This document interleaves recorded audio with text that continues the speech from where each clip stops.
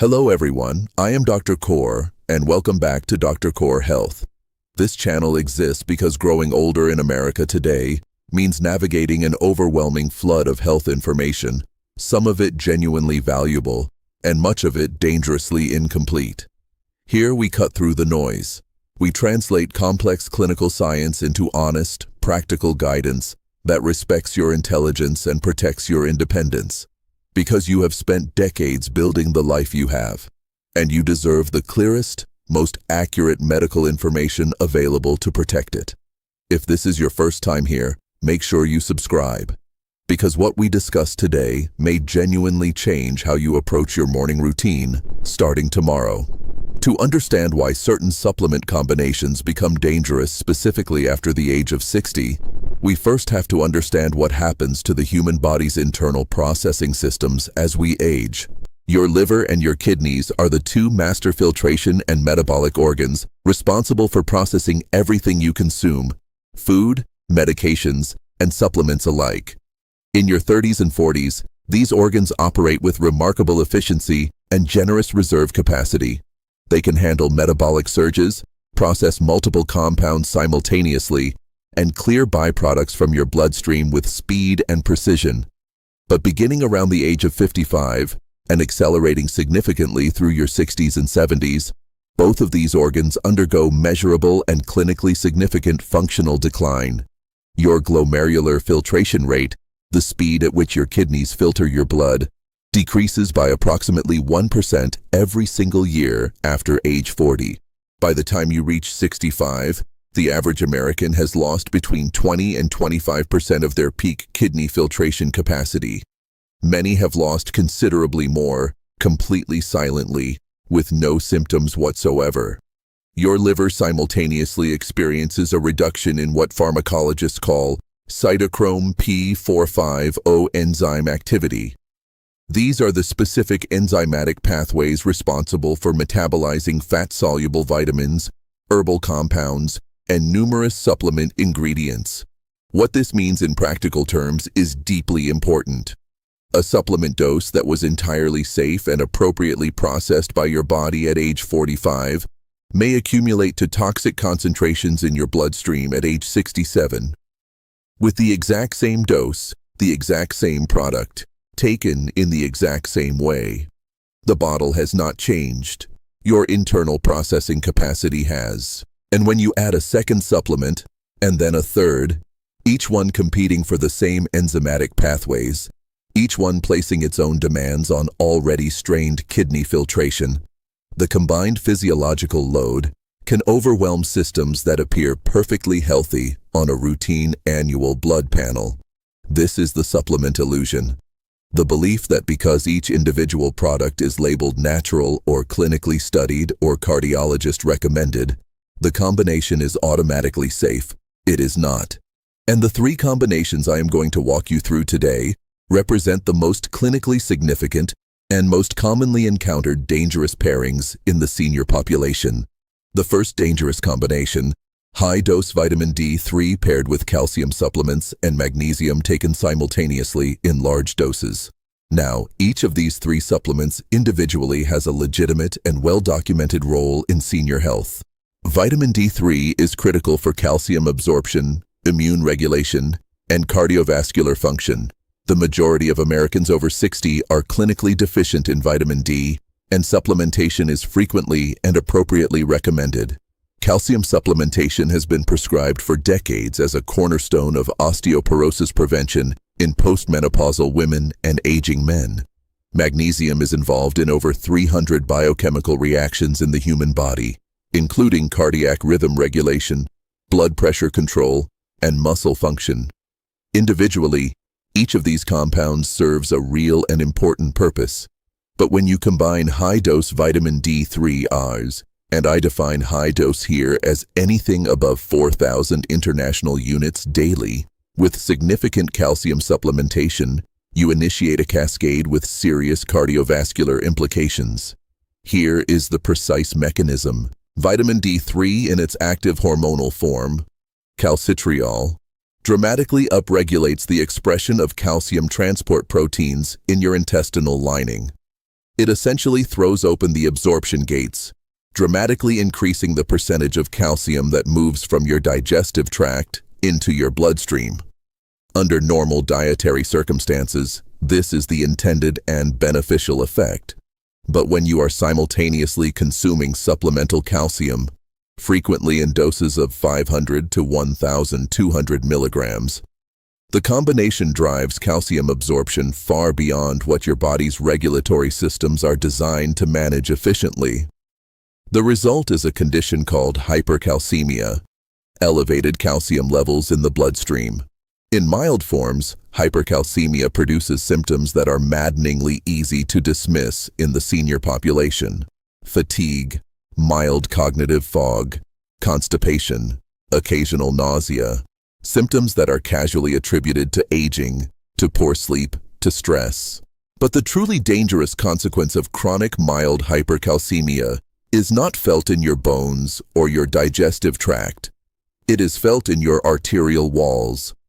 When calcium concentrations in the bloodstream remain persistently elevated, calcium begins to deposit itself into the soft tissues of your body, most critically, into the muscular walls of your coronary arteries.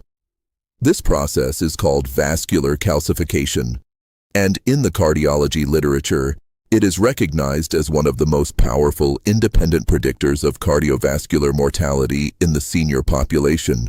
Your arteries, which must remain pliable and elastic to accommodate the rhythmic surge of each heartbeat, gradually become rigid, inflexible calcified tubes. The mechanical consequences are severe. Blood pressure rises. The heart works against dramatically increased resistance. The risk of plaque rupture and acute myocardial infarction escalates significantly. A 2019 analysis published in the Journal of the American Heart Association examined over 5,000 adults and found that supplemental calcium intake, not dietary calcium from food sources, was independently associated with a measurable increase in coronary artery calcification scores over a 10-year follow-up period. Vitamin D alone did not produce this effect. Dietary calcium did not produce this effect. It was the combination of high-dose supplemental vitamin D3 driving enhanced absorption of supplemental calcium that created the dangerous internal environment.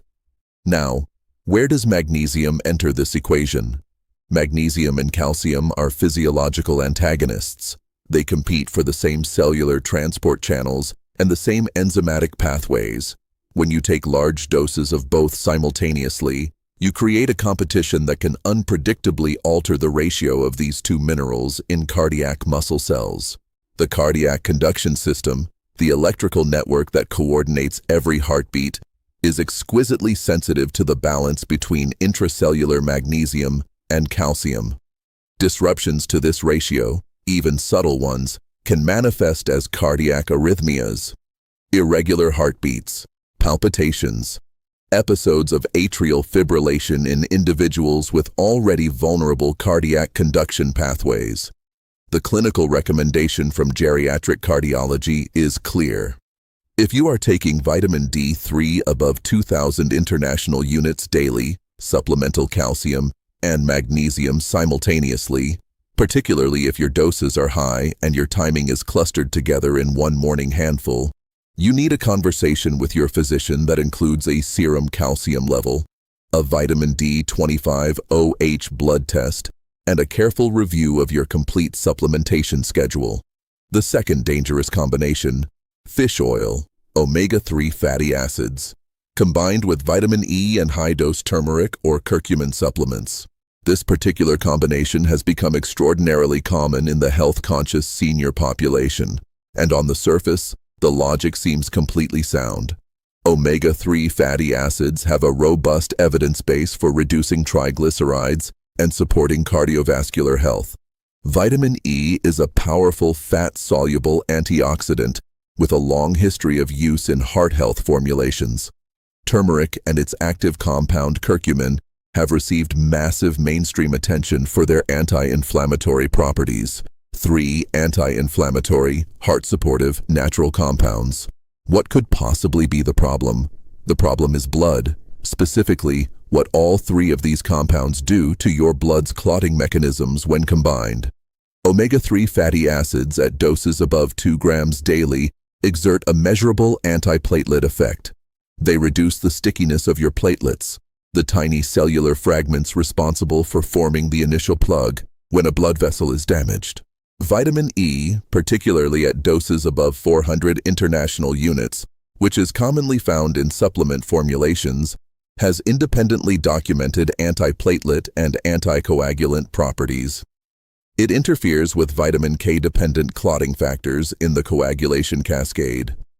Curcumin, the active compound in turmeric supplements, has demonstrated in multiple in vitro and clinical studies a significant inhibitory effect on platelet aggregation and thromboxane synthesis, two fundamental steps in your body's blood clotting process. Now consider what happens when all three are combined in a senior whose physician has also prescribed, as is extremely common, a daily low-dose aspirin for cardiovascular protection, or a prescription anticoagulant like warfarin, apixaban, or rivaroxaban for atrial fibrillation management. You are now stacking 4 separate compounds, 3 supplements, and 1 medication, all of which independently thin the blood and impair clotting. The cumulative anticoagulant effect is not additive. In complex pharmacological interactions, it can become multiplicative. For most people, on most days, this excessive blood thinning remains invisible. There are no symptoms, no warning signs, no reason for alarm, until there is a minor fall that produces a subdural hematoma, bleeding between the skull and the brain, that would have been self-limiting in a person with normal clotting function, becomes a life-threatening emergency in someone whose clotting cascade has been comprehensively suppressed by this supplement stack. A small gastrointestinal bleed from the aspirin alone, which would normally self-resolve, becomes a significant hemorrhagic event. An elective surgical procedure, a knee replacement, a cataract surgery, a dental extraction, creates catastrophic intraoperative bleeding in a patient whose surgeon was never informed about the supplement regimen. The statistics on supplement-related bleeding complications in the senior surgical population are sobering. A 2021 systematic review in the British Journal of Anesthesia identified omega-3 supplementation as the single most frequently overlooked contributor to unexpected perioperative bleeding complications. And in the majority of documented cases, the patient had never considered their fish oil capsule a medication requiring disclosure. Because it is natural. Because it came from a health food store. Because the label says heart healthy. The clinical message here is essential.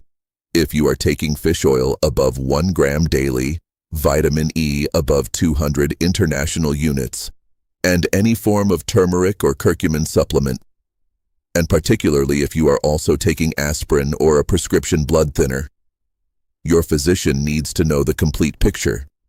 Before any procedure, before any surgery, before any intervention, no matter how minor. And you may need to consider separating these compounds, taking them at different times of day rather than simultaneously, to reduce the peak combined anticoagulant load on your system. The third dangerous combination is perhaps the most underappreciated and the most consequential for kidney health specifically. High-dose vitamin C combined with high-dose zinc and concentrated herbal kidney support or detox supplements. In the era following COVID-19, immune supportive supplement regimens became nearly universal in the American senior population. Vitamin C in doses of 1,000 to 2,000 milligrams daily, zinc in doses of 25 to 50 milligrams daily, and frequently an additional herbal blend marketed as immune support, kidney cleanse, or detox complex, typically containing compounds like uva ursi, juniper berry, parsley root, or dandelion extract. Once again, each individual component has genuine supportive literature, but the combined impact on aging kidneys deserves careful clinical attention. High-dose vitamin C, ascorbic acid, E, is water-soluble and rapidly excreted through the kidneys. The majority of a large supplemental dose passes through your renal tubules and exits in your urine. This is frequently cited as evidence of its safety, It simply passes through. So how dangerous can it be? The danger lies in what it leaves behind. When ascorbic acid is metabolized and excreted, it converts to a compound called oxalate. In healthy young kidneys with robust filtration capacity, oxalate is efficiently cleared and poses minimal risk.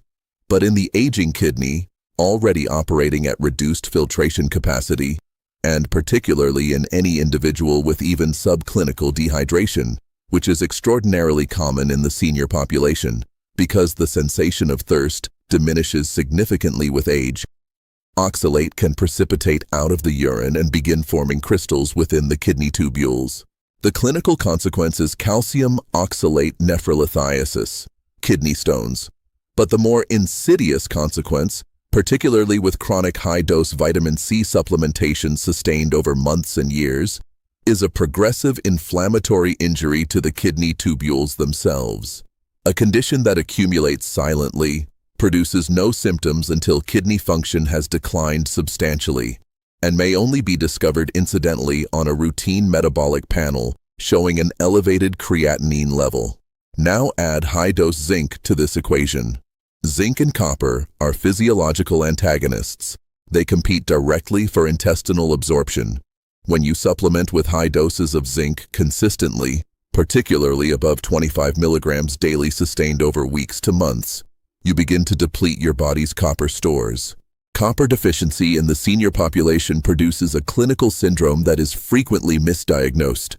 Progressive neurological symptoms including peripheral neuropathy, numbness and tingling in the hands and feet, difficulty with balance and gait, cognitive changes, a clinical picture that mimics and is commonly mistaken for early vitamin B12 deficiency, diabetic neuropathy, or early neurodegenerative disease. Patients are evaluated for Parkinson's disease. They are evaluated for early Alzheimer's disease. They are placed on neurological medications, and the underlying cause, zinc-induced copper deficiency from a supplement purchased at a grocery store, is frequently never identified because no one thought to ask about supplements in sufficient detail.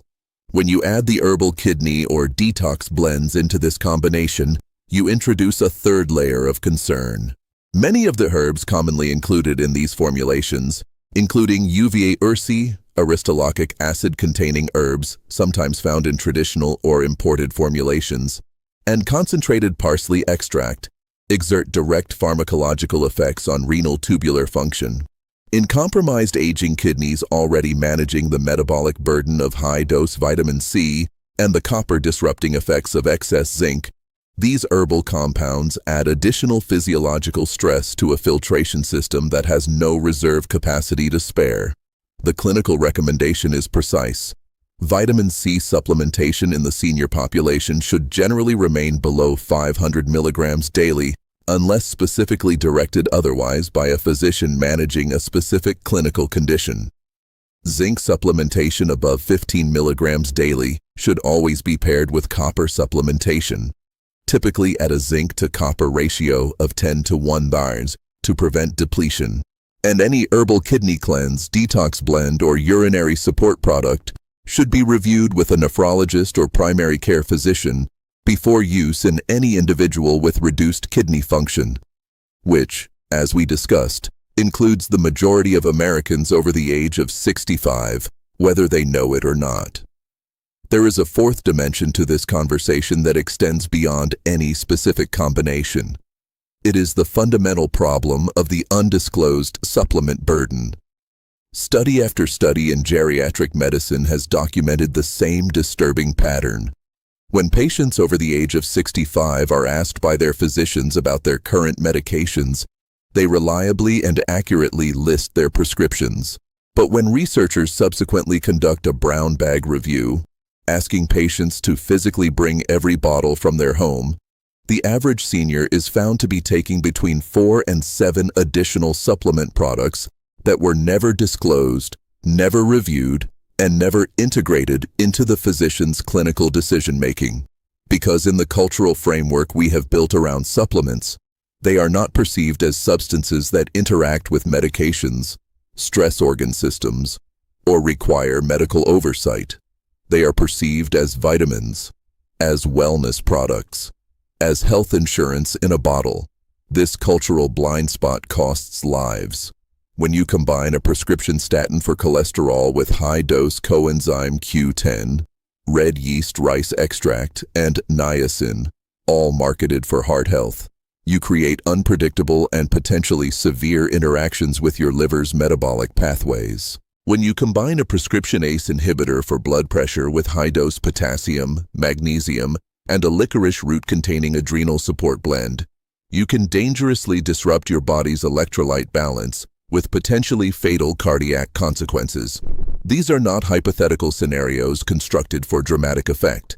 These are the documented case reports appearing in emergency medicine and internal medicine literature with increasing frequency as supplement use in the senior population continues to expand. The goal of this conversation is not to frighten you away from supplements. Many supplements, taken thoughtfully, in appropriate doses, with clinical awareness of your individual health status and medication profile, provide genuine and meaningful benefit. The goal is to give you the complete picture that the supplement industry has a profound financial incentive to never fully present to you. You are not simply a collection of individual deficiencies to be corrected by individual products taken in isolation.